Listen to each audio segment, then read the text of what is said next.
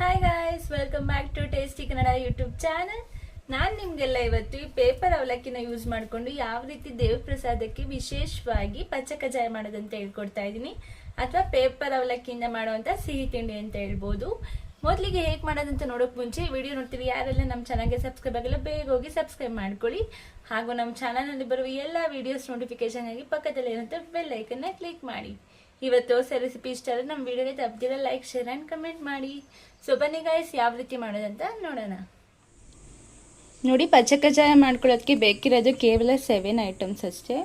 ಮೊದಲಿಗೆ ನಾನಿಲ್ಲಿ 1 ಕಪ್ ಅಷ್ಟು ಪೇಪರ್ ಅವಲಕ್ಕಿನ ತೊಗೊಂಡಿದ್ದೀನಿ, ಹಾಗೂ ಒಂದು ಸ್ವಲ್ಪ ಬೆಲ್ಲ, ಹಾಗೂ 1 ಕಪ್ ಅಷ್ಟು ತೆಂಗಿನಕಾಯಿ ತುರಿ, ಒಂದು ಸ್ವಲ್ಪ ದ್ರಾಕ್ಷಿ ಗೋಡಂಬಿ, ಹಾಗೂ ಒಂದು 2 ಟೇಬಲ್ ಸ್ಪೂನ್ ಅಷ್ಟು ಕಪ್ಪು ಎಳ್ಳು, ಹಾಗೂ 1 ಟೇಬಲ್ ಸ್ಪೂನ್ ಅಷ್ಟು ಏಲಕ್ಕಿ ಪುಡಿ, ಒಂದು 3 ಟೇಬಲ್ ಸ್ಪೂನ್ ಅಷ್ಟು ತುಪ್ಪ. ಇದಿಷ್ಟು ಪಚ್ಚ ಕಜ್ಜಾಯ ಮಾಡ್ಕೊಳ್ಳೋದಕ್ಕೆ ಬೇಕಾಗಿರೋವಂಥ ಐಟಮ್ಸ್. ಯಾವ ರೀತಿ ಮಾಡೋದಂತ ನೋಡೋಣ ಬನ್ನಿ. ನೋಡಿ, ಪಚ್ಚ ಕಜ್ಜಾಯ ಮಾಡ್ಕೊಳ್ಳೋದಕ್ಕೆ ಮೊದಲಿಗೆ ಒಂದು ಕಡಾಯಿನ ಕಾಯಕ್ಕೆ ಇಟ್ಟಿದ್ದೀನಿ. ಈಗ ಕಡಾಯಿ ಕಾದಿದ್ದಾದ್ಮೇಲೆ ನಾನು ತುಪ್ಪನ ಆ್ಯಡ್ ಮಾಡ್ತಾ ಇದ್ದೀನಿ. ಈಗ ತುಪ್ಪ ಸ್ವಲ್ಪ ಚೆನ್ನಾಗಿ ಕಾಯ್ಲಿಕ್ಕೆ ಬಿಡೋಣ. ಈಗ ತುಪ್ಪ ಚೆನ್ನಾಗಿ ಕಾದ್ಮೇಲೆ ನಾವು ಇದಕ್ಕೆ ದ್ರಾಕ್ಷಿ ಗೋಡಂಬಿನ ಆ್ಯಡ್ ಮಾಡ್ಕೊಳ್ಬೇಕಾಗತ್ತೆ. ನಾನು ಮೊದಲಿಗೆ ದ್ರಾಕ್ಷಿನ ಆ್ಯಡ್ ಮಾಡ್ಕೊಳ್ತಾ ಇದ್ದೀನಿ. ದ್ರಾಕ್ಷಿನ ಆ್ಯಡ್ ಮಾಡಿದಾದ್ಮೇಲೆ ಚೆನ್ನಾಗಿ ಫ್ರೈ ಮಾಡ್ಕೊಳ್ಳಿ. ನೋಡಿ, ದ್ರಾಕ್ಷಿ ರೀತಿ ಸ್ವಲ್ಪ ಉಬ್ಬಕ್ಕೆ ಸ್ಟಾರ್ಟ್ ಆಗ್ತಿದ್ದಂಗೆ ನಾವು ಇದಕ್ಕೆ ಗೋಡಂಬಿನ ಆ್ಯಡ್ ಮಾಡಬೇಕಾಗತ್ತೆ. ನೋಡಿ, ಗೋಡಂಬಿನ ಆ್ಯಡ್ ಮಾಡ್ಕೊಳ್ತಾ ಇದ್ದೀನಿ. ಗೋಡಂಬಿನೂ ಅಷ್ಟೇ ಲೈಟ್ ಬ್ರೌನ್ ಕಲರ್ ಬರಬೇಕು, ಅಲ್ಲಿವರೆಗೂ ಒಂದು ಸ್ವಲ್ಪ ಚೆನ್ನಾಗಿ ಫ್ರೈ ಮಾಡ್ಕೊಳ್ಳಿ. ದ್ರಾಕ್ಷಿ ಗೋಡಂಬಿ ಏನು ಬೇಕಿದ್ರೆ ನೀವು ಸ್ಕಿಪ್ ಮಾಡ್ಕೊಬೋದು. ನಾನು ಟೇಸ್ಟ್ ಚೆನ್ನಾಗಿರುತ್ತೆ ಅಂತ ಆ್ಯಡ್ ಮಾಡ್ಕೊಂಡಿದ್ದೀನಿ. ದೇವಸ್ಥಾನದಲ್ಲಿ ದ್ರಾಕ್ಷಿ ಗೋಡಂಬಿ ಏನು ಯೂಸ್ ಮಾಡಲ್ಲ, ನಾನಿಲ್ಲಿ ಟೇಸ್ಟ್ ಚೆನ್ನಾಗಿರುತ್ತೆ ಮನೆಗಲ್ವಾ, ಅದಕ್ಕೋಸ್ಕರ ಹಾಕಿದ್ದೀನಿ. ನೋಡಿ, ಇವಾಗ ದ್ರಾಕ್ಷಿ ಗೋಡಂಬಿ ಹುರಿದಿದ್ದಾಗಿದೆ. ಇದನ್ನ ಅದೇ ಪ್ಲೇಟ್ಗೆ ಸಪ್ರೇಟಾಗಿ ಮತ್ತೆ ಎತ್ತಿಟ್ಕೊಳ್ಳೋಣ.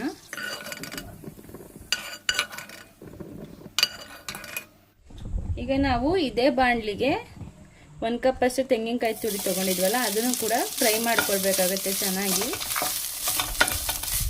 ಗೀನಲ್ಲೇ ನೋಡಿ, ಈ ರೀತಿಯಾಗಿ ಒಂದು ಸ್ವಲ್ಪ ಬ್ರೌನ್ ಕಲರ್ ಬರೋವರೆಗೂ ಚೆನ್ನಾಗಿ ಫ್ರೈ ಮಾಡ್ಕೊಳ್ಳಿ. ಈ ರೀತಿ ಫ್ರೈ ಮಾಡಿ ಆ್ಯಡ್ ಮಾಡೋದ್ರಿಂದ ಪಚ್ಚ ಕಜ್ಜಾಯ ಬೇಗ ಕೆಡಲ್ಲ, ಹಾಗೂ ಒಂಡೆ ಇಟ್ಕೋಬೋದು. ನೋಡಿ, ಇವಾಗ ತೆಂಗಿನಕಾಯಿ ತುರಿನ ಫ್ರೈ ಮಾಡ್ಕೊಂಡಿದ್ದಾಯಿತು. ಇದನ್ನು ಕೂಡ ಅಷ್ಟೇ ಒಂದು ಬೌಲ್ಗೆ ಸಪ್ರೇಟಾಗಿ ತೆಗೆದಿಟ್ಕೊಳ್ಳೋಣ. ನಾನು ಆಲ್ಮೋಸ್ಟ್ ಏನೇನು ಐಟಮ್ಸ್ ತೊಗೊಂಡಿದ್ದೀನಲ್ವ ಅದನ್ನೆಲ್ಲ ಒಂದು ಸತಿ ಈ ರೀತಿ ಫ್ರೈ ಮಾಡ್ಕೊಬೇಕು, ಆವಾಗ ಪಚ್ಚ ಕಜ್ಜಾಯ ಟೇಸ್ಟಿಯಾಗಿರುತ್ತೆ. ನೆಕ್ಸ್ಟು ಕಪ್ಪೆಳ್ಳನ್ನ ಫ್ರೈ ಮಾಡ್ಕೊಳ್ಬೇಕಾಗುತ್ತೆ. ಇದಕ್ಕೇನು ಗೀ ಹಾಕೋ ಅವಶ್ಯಕತೆ ಇಲ್ಲ. ಕಪ್ಪೆಳ್ಳು ಚಟಪಟ ಅನ್ನೋವರೆಗೂ ಈ ರೀತಿ ಚೆನ್ನಾಗಿ ಫ್ರೈ ಮಾಡ್ಕೊಳ್ಳಿ. ನಿಮಗೆ ಕಪ್ಪೆಳ್ಳು ಇಷ್ಟ ಇಲ್ಲ ಅಂದರೆ ಬಿಳಿ ಎಳ್ಳನ್ನ ಆ್ಯಡ್ ಮಾಡ್ಕೊಳ್ಬೇಕು. ಸಾಂಪ್ರದಾಯಿಕವಾಗಿರಲಿ ಅಂತ ನಾನು ಕಪ್ಪೆಳ್ಳನ್ನ ಆ್ಯಡ್ ಮಾಡಿದ್ದೀನಿ. ನೋಡಿ, ಎಳ್ಳನ್ನ ಜಾಸ್ತಿ ಹೊತ್ತು ಹುರ್ಕೊಳ್ಳೋಕೆ ಹೋಗ್ಬೇಡಿ, ಅದು ಚಟಪಟ ಅಂತಿದ್ದಂಗೆ ನೀವು ತಗೊಳ್ಬೇಕಾಗತ್ತೆ. ನೋಡಿ, ಚಟಪಟ ಅಂತಿದೆ ಆಲ್ರೆಡಿ. ಈಗ ಇದನ್ನು ಮತ್ತೆ ಇನ್ನೊಂದು ಬೌಲ್ಗೆ ತೆಗೆದಿಟ್ಕೊಳ್ಳೋಣ, ಇಲ್ಲಾಂದರೆ ಸಿಯೋ ಚಾನ್ಸಸ್ ತುಂಬಾ ಇರುತ್ತೆ ಎಳ್ಳು ಬೇಗ. ಸೊ ನೋಡಿಕೊಂಡು ನೀವು ತಗೊಳ್ಬೇಕಾಗತ್ತೆ ಗೈಸ್. ಇವಾಗ ನಾವು ನೆಕ್ಸ್ಟು ಪೇಪರ್ ಅವಲಕ್ಕಿ ತೊಗೊಂಡಿದ್ವಲ್ಲ ಅದನ್ನು ಫ್ರೈ ಮಾಡ್ಕೊಳ್ಬೇಕಾಗತ್ತೆ. ಇದನ್ನು ಅಷ್ಟೇ ಒಂದು ಬೌಲ್ಗೆ ಹಾಕ್ಕೊಂಡು ಫ್ರೈ ಮಾಡ್ಕೊಳ್ಳೋಣ. ಇದಕ್ಕೆ ಬೇಕಿದ್ರೆ ನೀವು ಒಂದು 2 ಸ್ಪೂನ್ ಅಷ್ಟು ಗೀನ ಆ್ಯಡ್ ಮಾಡ್ಕೊಡ್ಬೋದು, ಚೆನ್ನಾಗಿರುತ್ತೆ. ನಾನು ಗೀನ ಆ್ಯಡ್ ಮಾಡ್ತಾ ಇದ್ದೀನಿ. 2 ಸ್ಪೂನ್ ಅಷ್ಟು ಆ್ಯಡ್ ಮಾಡಿ ಸಾಕು ಟೇಸ್ಟಿಗೋಸ್ಕರ. ಅದೀಗ ಚೆನ್ನಾಗಿ ಫ್ರೈ ಮಾಡ್ಕೊಳ್ಳಿ.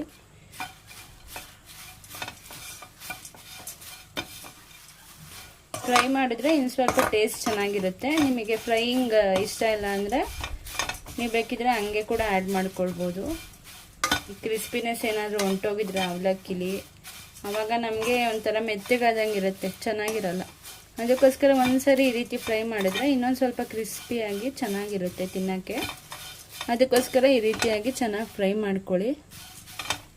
ಇದನ್ನು ಮತ್ತೆ ಯಾವ ಬೌಲಲ್ಲಿ ತೊಗೊಂಡಿದ್ವೋ ಅದೇ ಬೌಲ್ಗೆ ತೆಗೆದಿಟ್ಕೊಳ್ಳೋಣ ಈ ರೀತಿಯಾಗಿ ಸಪ್ರೇಟಾಗಿ. ಗೈಸ್, ಇವಾಗ ನಾವು ನೆಕ್ಸ್ಟು ಪಾಕಕ್ಕೆ ರೆಡಿ ಮಾಡ್ಕೊಳ್ಬೇಕಾಗುತ್ತೆ. ಸೊ ನಾನು ಅದೇ ಕಡಾಯಿಗೆ ಸ್ವಲ್ಪ ವಾಟರ್ನ ಆ್ಯಡ್ ಮಾಡ್ಕೊಳ್ತಾ ಇದ್ದೀನಿ.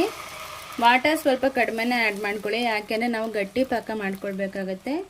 ಇಲ್ಲಾಂದರೆ ಅವಲಕ್ಕಿ ಫುಲ್ಲು ನೆಂದಿ ಒಂಥರ ಚೆನ್ನಾಗಿರಲ್ಲ ತಿನ್ನೋಕ್ಕೆ. ಸೊ ಗಟ್ಟಿ ಪಾಕ ಮಾಡ್ಕೊಳ್ಳಿ ಆದಷ್ಟು. ನಾನು 1 ಕಪ್ ಅಷ್ಟು ಬೆಲ್ಲನ ತೊಗೊಂಡಿದ್ನಲ್ವ ಅದನ್ನು ಇವಾಗ ಆ್ಯಡ್ ಮಾಡ್ಕೊಳ್ತಾ ಇದ್ದೀನಿ. ಈಗ ಬೆಲ್ಲ ಹಾಕಿದಾದ್ಮೇಲೆ ಚೆನ್ನಾಗಿ ಮಿಕ್ಸ್ ಮಾಡ್ಕೊಳ್ಳಿ ಈ ರೀತಿಯಾಗಿ.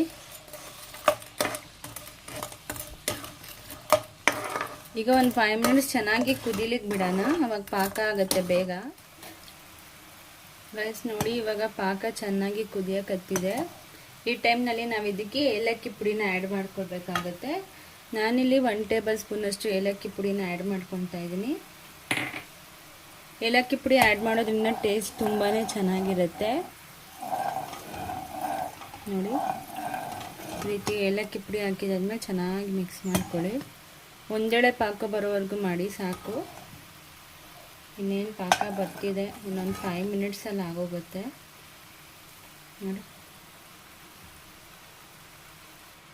ನೋಡಿ, ಇವಾಗ ಇದಕ್ಕೆ ಹುರಿದಿಟ್ಕೊಂಡಿದ್ವಲ್ಲ ಕಾಯಿ ತುರಿ, ಅದನ್ನು ಆ್ಯಡ್ ಮಾಡ್ಕೊಳ್ಳೋಣ.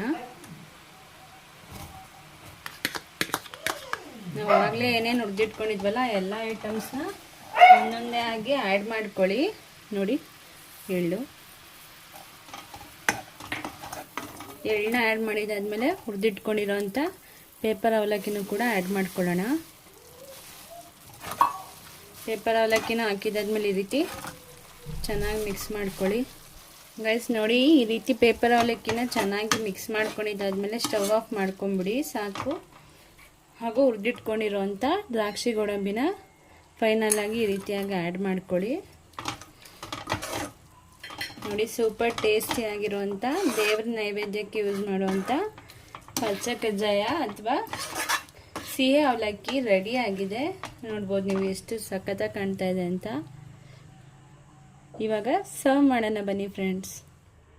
ನೋಡಿದ್ರಲ್ವ ಫ್ರೆಂಡ್ಸ್, ಯಾವ ರೀತಿ ದೇವರ ಪ್ರಸಾದಕ್ಕೆ ವಿಶೇಷವಾಗಿ ಪೇಪರ್ ಅವಲಕ್ಕಿನ ಯೂಸ್ ಮಾಡಿಕೊಂಡು ಪಚ್ಚ ಕಜ್ಜಾಯ ರೆಸಿಪಿನ ಮಾಡೋದಂತ. ಈ ರೆಸಿಪಿನ ನೀವು ನಿಮ್ಮ ಮನೇಲಿ ಕೂಡ ಒಂದ್ಸತಿ ಟ್ರೈ ಮಾಡಿ, ಹಾಗೂ ಹೇಗಾಗಿತ್ತಂತ ನಮಗೆ ಕಮೆಂಟ್ ಬಾಕ್ಸಲ್ಲಿ ತಿಳಿಸಿ. ಇದೇ ಥರ ಟೇಸ್ಟಿ ರೆಸಿಪೀಸ್ಗಾಗಿ ನಮ್ಮ ಟೇಸ್ಟಿ ಕನ್ನಡ ಯೂಟ್ಯೂಬ್ ಚಾನಲ್ನ ತಪ್ಪದಿರ ಸಬ್ಸ್ಕ್ರೈಬ್ ಮಾಡಿಕೊಳ್ಳಿ.